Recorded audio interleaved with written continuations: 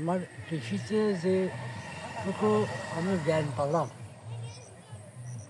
তাতে ধরেন আমার তো গরিব, আমার জায়গা জমি তো নাই।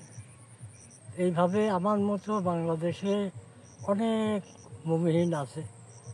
যে ইনারা যদি ওই যে জমিগুলা খাস জমি, আমাদের বাংলাদেশ তো নদী মাতৃক দেশ, এখানে প্রচুর জমি আল্লাহর তরফ থেকে ওটা খাস হয়ে থাকে।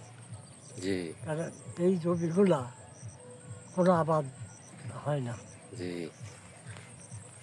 আমার যুক্তি যে এই যার যার এলাকায় যে গরিব আছে ভূমিহীন, তাদেরকে সরকারের দায়িত্বে সংগঠন করি ওই এলাকার মানুষগুলাকে ওই জমিগুলো আবাদ করার একটা পরিকল্পনা সরকারের নিলে নতুন একটা বাংলাদেশে মানে ফসল ইনকামের একটা রাস্তা বাড়াবে, এটা আমার বিশ্বাস।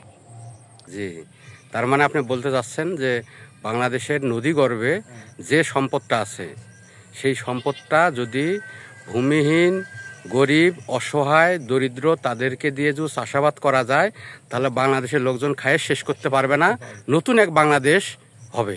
এটাই আপনার বিশ্বাস? তাই এটা কি মানে কোনো ব্যক্তি পর্যায়ে করা সম্ভব নাকি সরকার থেকে উদ্যোগ নিতে হবে? সরকার থেকে না হলে হবে না, এটা সরকারকেই উদ্যোগ নিতে হবে।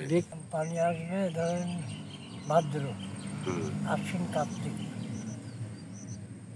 অগ্রহণ ধরেন, তারপর থেকে তো পানি সরে গেলেই চর জাগি যাবে। তখনই 8 মাস মতো অনেক ফসল করা যাবে। এই নদী গর্ভে যে সম্পদ, এটা 8 মাস, হ্যাঁ 8 মাস অনেক চাষাবাদ করা যাবে।